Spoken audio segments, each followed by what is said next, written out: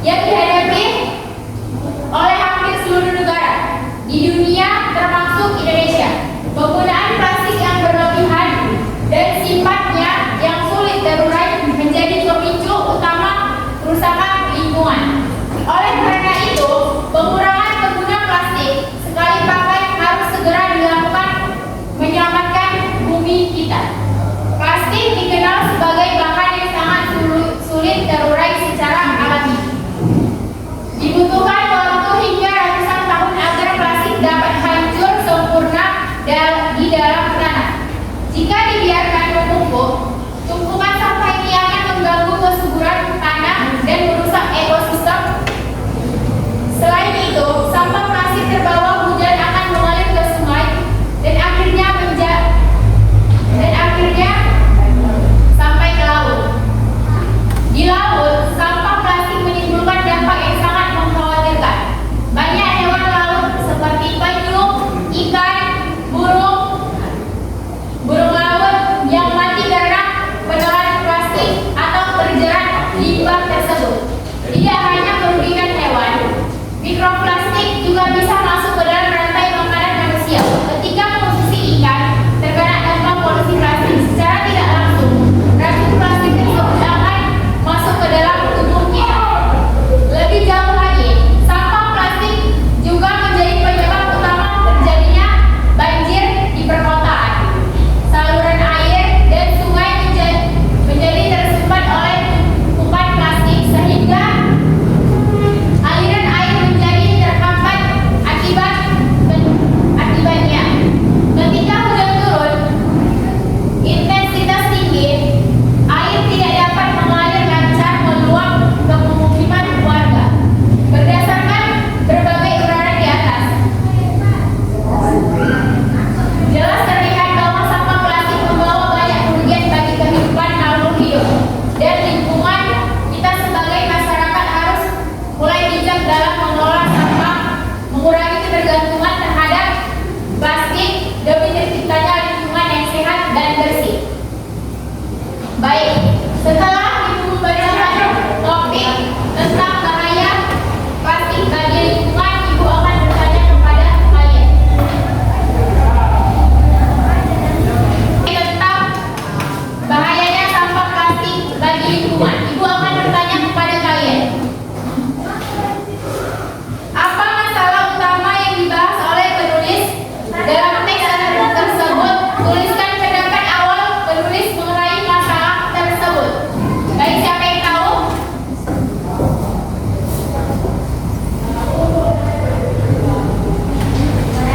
Silakan. Masalah utamanya adalah banyaknya sampah plastik yang merusak lingkungan. Pendapat awal penulis, penggunaan plastik sekali pakai harus segera dilakukan demi menyelamatkan bumi. Oke, baik, benar sekali jawaban kamu. Langsung kita jawab pertanyaan kedua. Jelaskan mengapa plastik berbahaya bagi tanah menurut paragraf kedua. Ya, silakan berdiri.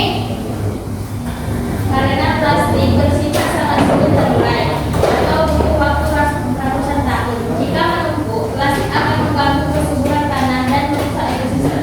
Ya, baik sekali. Jawaban kamu sangat benar. Oke, lanjut pertanyaan ketiga.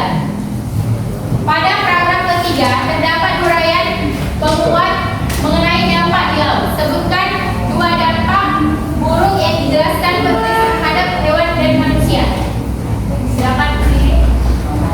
Bagi hewan, menyebabkan kematian karena telan atau bergerak.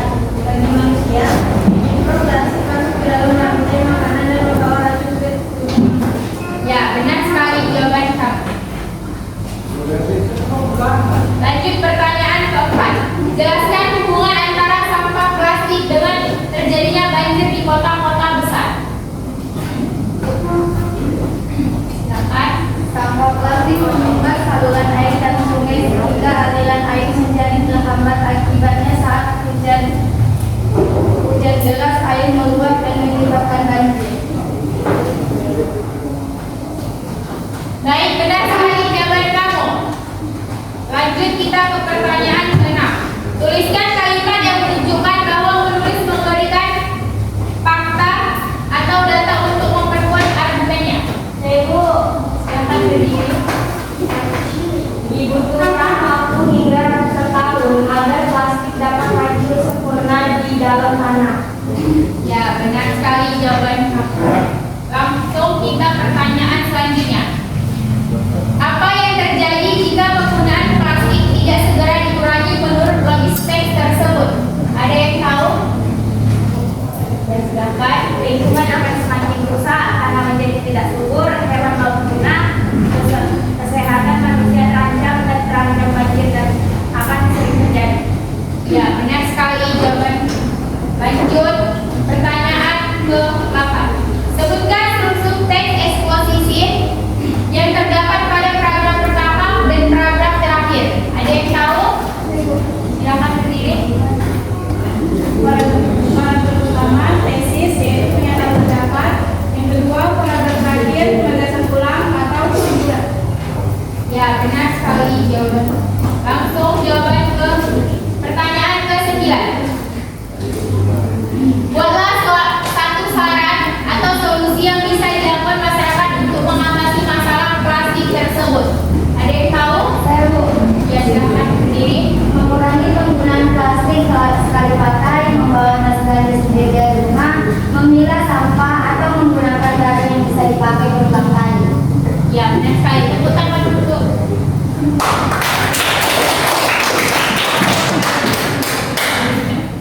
Pertanyaan ke-10. Jelaskan kesimpulan berdasarkan seluruh teks eksposisi di atas. Ada yang tahu? Ya, silakan berdiri. Plastik memberikan banyak dampak buruk bagi lingkungan dan makhluk hidup. Oleh karena itu, masyarakat harus bijak mengelola sampah dan mengurangi penggunaan plastik untuk menjaga lingkungan tetap sehat. Ya, baik sekali. Beri dia aplaus.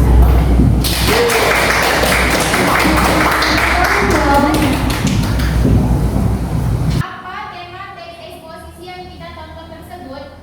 Tentang menjaga kebersihan sekolah, Bu. Ya, benar.